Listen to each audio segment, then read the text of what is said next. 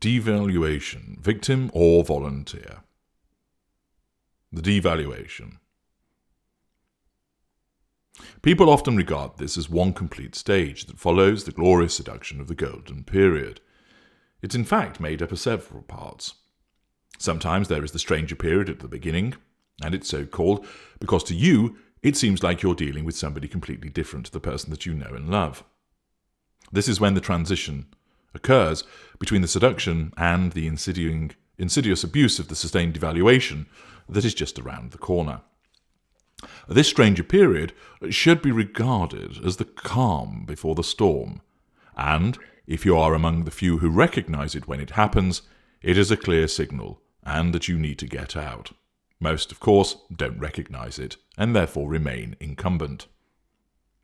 They perhaps see it as the relationship moving beyond the honeymoon period, and since there is no horrible treatment per se, rather it is a cooling off, a bit of distance, they do not realize that the stranger period, which is still a stark contrast to the golden period, is in fact a warning.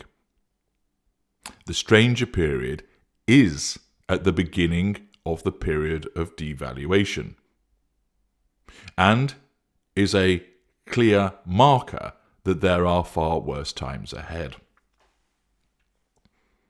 Thereafter comes a sustained devaluation, and dependent upon the type of narcissist you are dealing with, the relevant subschool, what else is going on in the fuel matrix, what else is occurring in terms of fuel levels, the nature of the sustained devaluation will vary, from silent treatments to physical violence, to word salads, withdrawal, invalidation, false contrition, the revision of history, destruction of property, controlling you through finances, bombarding you with false accusations, intimidation, bullying, bringing up the past, hijacking conversations, so on and so forth.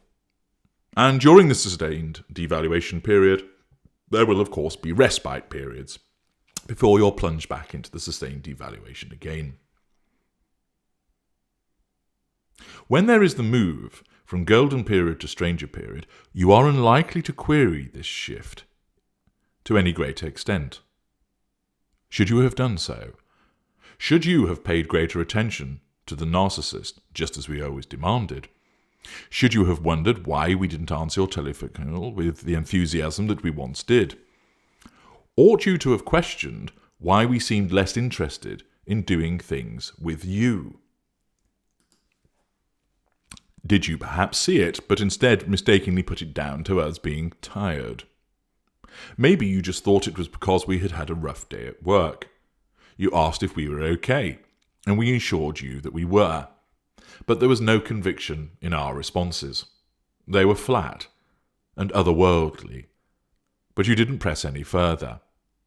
Why not? Perhaps you should have done. Perhaps if you had done so, you would have taken greater heed of what it was signifying. Or was it asking too much of you to realize what was actually coming? Nobody has any idea of what this stranger period signifies when they first encounter it. So why would you be any different? Perhaps the view that you fail to heed this warning is actually a harsh one.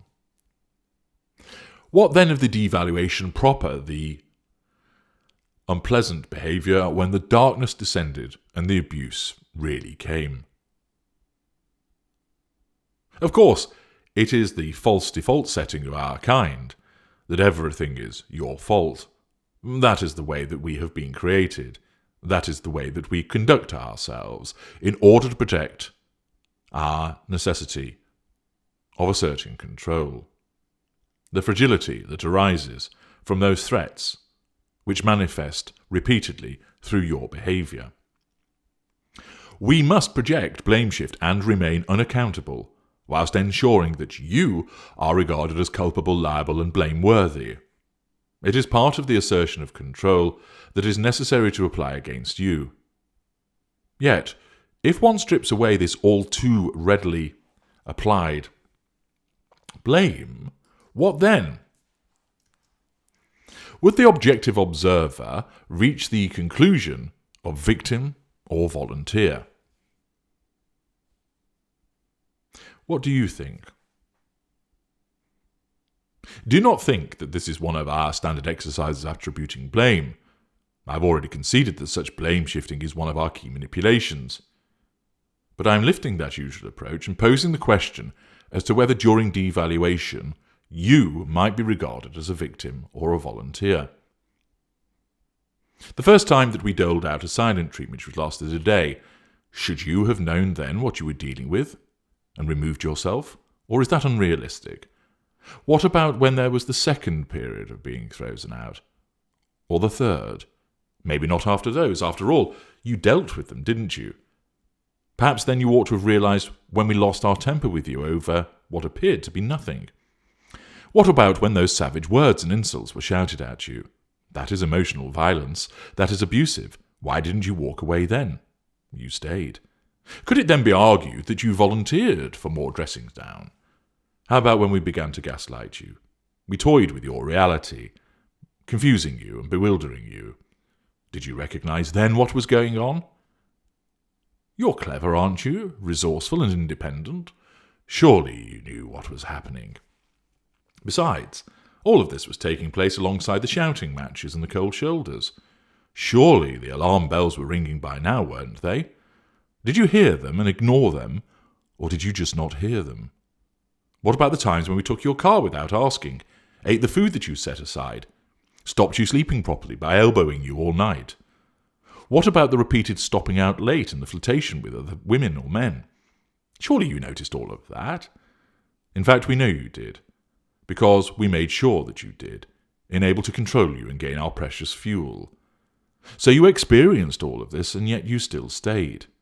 Does that make you a volunteer to the abuse which continued? What about the first time we shoved you back during an argument? No? How about the second time, when that shove sent you into a wall and you banged your head? No? Surely then, when that first slap stung your cheek, then you must have realised what was happening, and yet you stayed after that. Does that make you no longer a victim, but a volunteer instead? Of course, nobody ever asked to be treated that way. You're not volunteers in that sense. But given that you must have realised that certain behaviours towards you were wrong, unpleasant and downright nasty, you saw them, you spotted them, and yet you remained, didn't you, and allowed yourself to be subjected to even more. You are your own person. Surely you should have realised and walked away. You might refer to not being able to because of money, housing, accommodation and children. Perhaps they are considerations.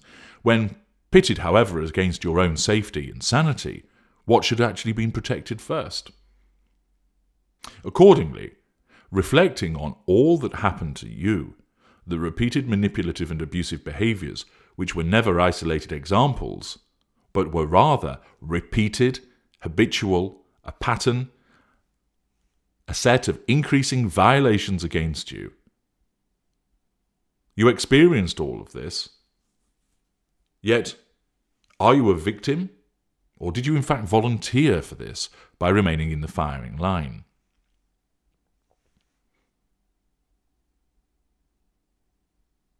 I would suggest to you this.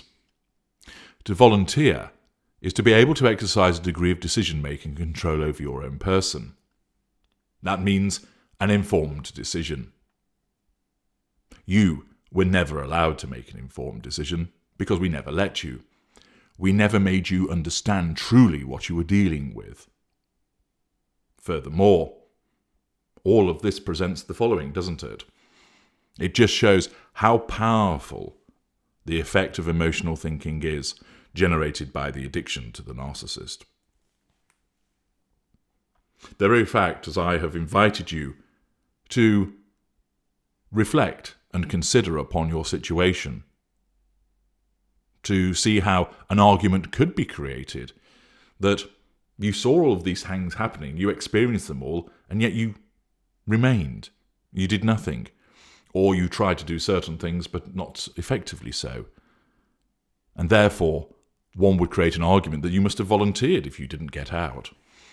But of course, the reason that you didn't was because, one, you were not truly aware of what you were dealing with, and therefore you could not make an informed decision. And secondly, you were not able to properly see what was going on because of the obscuring effects of the emotional thinking. And the purpose of this video, in getting you to consider the question of being a victim or volunteer during devaluation, is to get you to realize just how powerful that emotional thinking is and how you must guard against it. I'm H.G. Tudor. Thank you for listening.